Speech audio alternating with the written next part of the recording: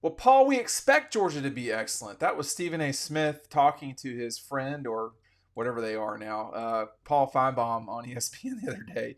Dean Legge, Ryan Curley, Matt DeBeer. We're going to talk more about Georgia than anybody else. Matt, how excellent do you expect Georgia to be, or are they walking into a booby trap here? No, I expect them to be the most excellent, right? They're the number one team in the country. I think most people would agree. Stephen A, Paul, I think everyone's expecting Georgia to be this superstar team once again. All right. Back to back national championships. Almost had a third, just dropped the wrong game, but that's in the past. But this year it's a new slate. They're ranked number one for a reason. They are a complete team, Ryan, offense, defense, special teams. And most expect Georgia to come in and beat Clemson, whether it's by a couple points or whether it's comfortably, right? In Atlanta, a place they're familiar with.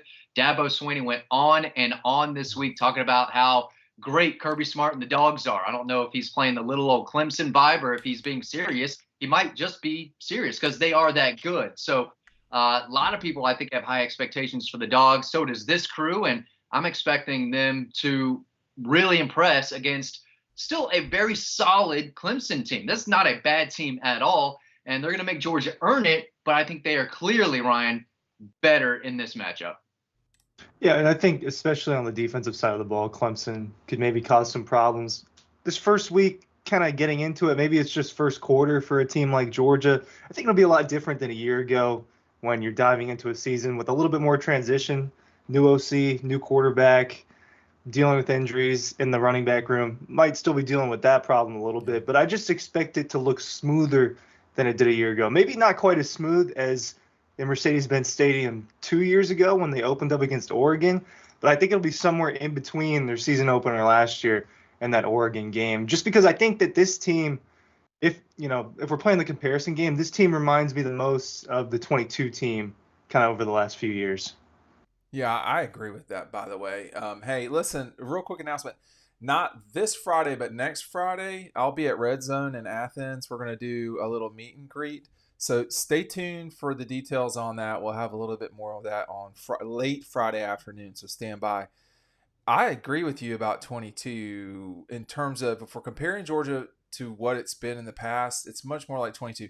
My concern here is the defensive line, specifically interior defensive line, Matt. That's the concern. If Georgia could just like borrow a couple players from Clemson, it'd be on the defensive line.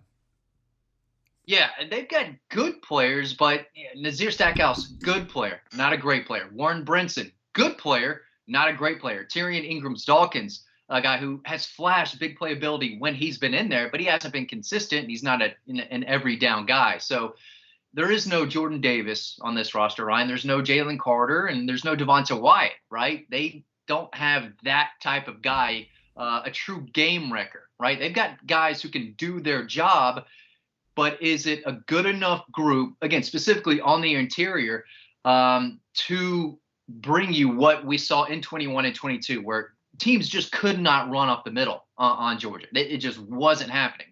I expect them to have a pretty good, run defense, but if we're nitpicking, right, which is kind of what we're doing, we're looking at this number one team in the country and saying, what could slip them up? Where are they possibly at their weakest? And I agree with Dean. It could be that interior defensive line. Maybe, some young guys emerge, Ryan, but that could be a place where, Georgia has a little bit of trouble defensively. Yeah, I think Kirby has been pretty high or has spoken highly over the last few weeks about Christian Miller and that he's going to be out there a lot. So he's entering year three. But there's a reason why those older guys came back for a fifth year, right? They tested the waters and their draft stock wasn't what they wanted it to be. So this is another opportunity. So the time is now for that defensive line, right? You're starting off with a big game. I think you wonder if the front seven's still going to be strong enough anyway. You go back to the next level and those linebackers, I mean, arguably their best room is that linebacker room in terms of just raw talent. Is Michael Williams, do Jalen Walker make a bigger impact? So I think that we could be dealing with a little bit different of a front seven, even if defensive line, the interior defensive line, struggles is kind of a bad way to put it. They didn't struggle. They just weren't elite.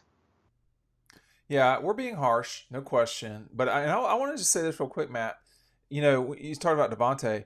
Devontae was not the guy at the beginning of 21 that he was at the end, or at least we didn't know that. So there's opportunity here for, well, Warren Brinson specifically. I think we have some intelligence that he's been very disruptive in the past. Maybe not this second. We don't know, but that's the problem. I do. We're talking globally. Let me flip it back to you, Matt, about the Clemson game specifically.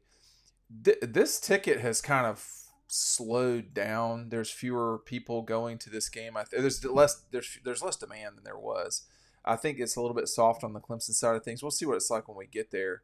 I was listening to Dabo yesterday talk about how good Georgia is, which he's right. But how does Clemson win this game? What is the formula for the Tigers? Not turn the ball over. I think if Cade Klubnik goes out there and tries to play hero ball and play with an ego and feel like he has to make all the plays and all the throws, they're going to lose. But if he can get the ball out quickly and effectively before he gets crushed by a Warren Brinson or a Michael Williams or a C.J. Allen on a blitz, he's got to distribute the ball, get it out of his hands quickly, and occasionally make a play with his feet. I think they're going to have to win the special teams battle, maybe force a turnover or two defensively that ends up in a score, a trick play or two. But I think a lot has to go their way. But it starts with the quarterback. I don't think he's good enough to beat Georgia with his arm. I don't see him going out there and throwing for 300-400 yards, 3 touchdowns. But he can really run. When he's not playing hero ball, he really can run. He can run, but he needs Phil Maffa to run the ball, and that's what Kirby actually said. Cade Klubnik's a lot more comfortable, Ryan, when he's got a running game behind him, and he can use those weapons around him. He's got an experienced tight end. He's got a lot of pretty good receivers that I think we're going to see a lot of, but Cade Klubnik just has to get his weapons the ball and not try to do everything himself. The more he does, the less likely I think they have a chance of winning. Yeah, I like the way you put that there at the end. I just don't know what has changed for Clemson, especially on the offensive side of the ball over the last 8 months. I don't think anything's changed.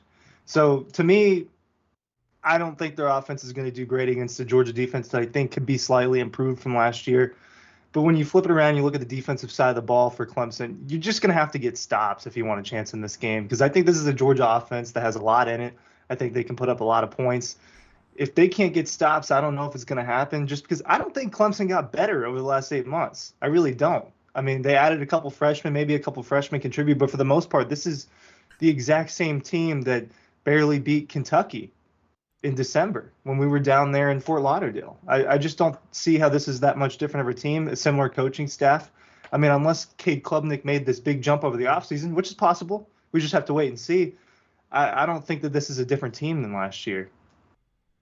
Well, on the Phil Maffa subject, I mean, I don't know. How many times did you see him live in person, Matt?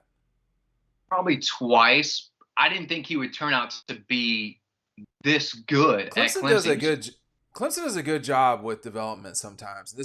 Phil Maffa is a good example of that. Let me just say this about him. This is his last year. He's from Logan. He's from about 25, 30. Let's just call it 30 minutes from Athens. Loganville used to be 25 minutes from Athens. Now it's more like 40, 30, something like that. You know, he really blistered Notre Dame. 36 carries for 186 yards, 2 touchdowns. He killed them. Most of the other games he played, he was effective. You know, he was 19 for 89 against Carolina. He was 23 of 84 against the other Carolina. I'll let you figure out which is which. The other games, he was limited. He only had 100-yard game once this past season. I think he's a good player. I think part of what Ryan was saying a second ago is where my concern is for Clemson. How is this notably better than it was? I think not. Okay. That's all I think people. I'm glad to make fun of Dabo, or I'm glad to kind of do that to any head coach, frankly. But I don't care about, like, he's got the team he's got, like the transfer portal stuff. People are killing him on that. I mean, okay, whatever. But their issue is not necessarily the transfer portal. They have not had elite quarterback play this decade, I guess. Well, you had it in 20 with Trevor. But even then, I mean, Trevor regressed. Is that harsh, Matt? Maybe slightly, just because of how good he was in 2018 as a true freshman, leading them to a national championship. And they did run into a very good Ohio State team in 2020. But you're right. They haven't had that quarterback play that is good enough to win games like this in a hostile environment because it's going to be loud, a lot of Georgia fans there. Can Cade Klubnik make those tight throws or big throws in tight windows, 3rd and 8, 3rd and 12? Can he make the big throws for 4 quarters that they're going to need?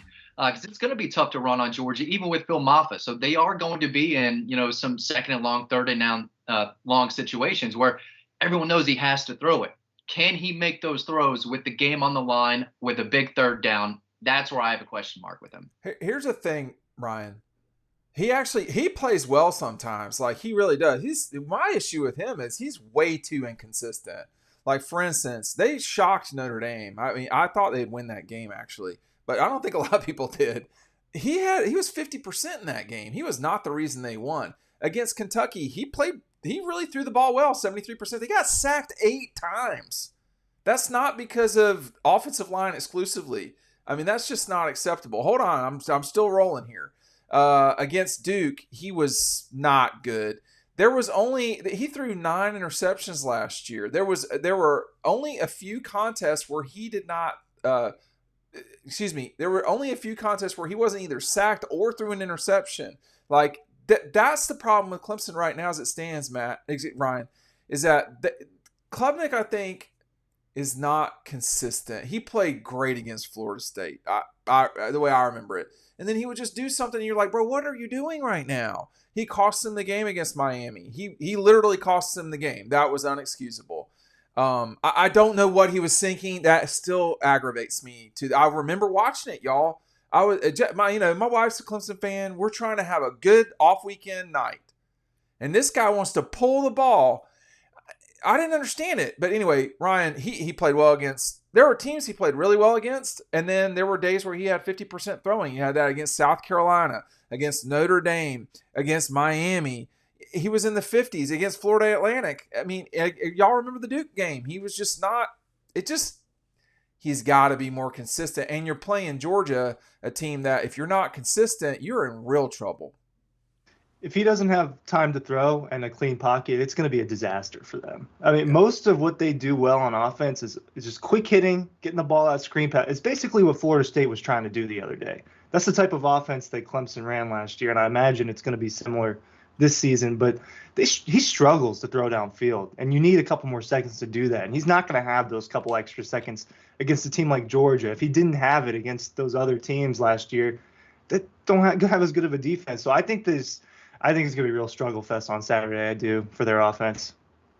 Yeah, I think he came into Clemson with an ego. He was a superstar quarterback. I don't think that's going anywhere. Exactly. And he's going to have to lower that a little bit because, like you said, Dean, he should have handed the ball off in overtime against Miami. He wanted to be the hero. He wanted to score the touchdown, and he ended up getting thrown in the backfield, 5-yard loss, game over. So he wants to be that guy to lead Clemson to this great magical season again. He wants to be that quarterback. I thought you were about to say win a national championship, and we were about to end the video. Okay.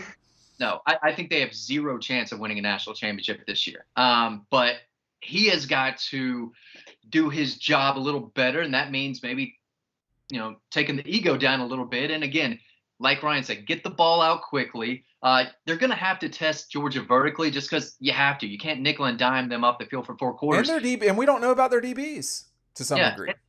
A pass interference is phenomenal on 3rd and 12, and you try to chuck it deep, and someone makes a mistake in the secondary, boom, you get a fresh set of downs. So they're going to have to test them vertically at some point, but I don't know, like Ryan said, I don't know if he's going to have the time to do that very often. He's going to be running for his life for a good bit of this game. What if Georgia is the way they were to start this past season? What if they're sloppy on offense? I mean, that's not out of the realm of possibility at all. Hold on. This is a good Clemson defense. They are not elite like they were in 16 or 18. I can't remember which one was better. But they were really good. They had really good defensive linemen, guys that were doing cartwheels, and they were doing other inappropriate things on the field, which we're not going to talk about. But if people fear the paw, if you know that whole deal, what happens if they slow Georgia down? What happens if Georgia is not crisp? It took them I don't know. That took them like 25 minutes to get going in their season opener last year, and they weren't playing Clemson.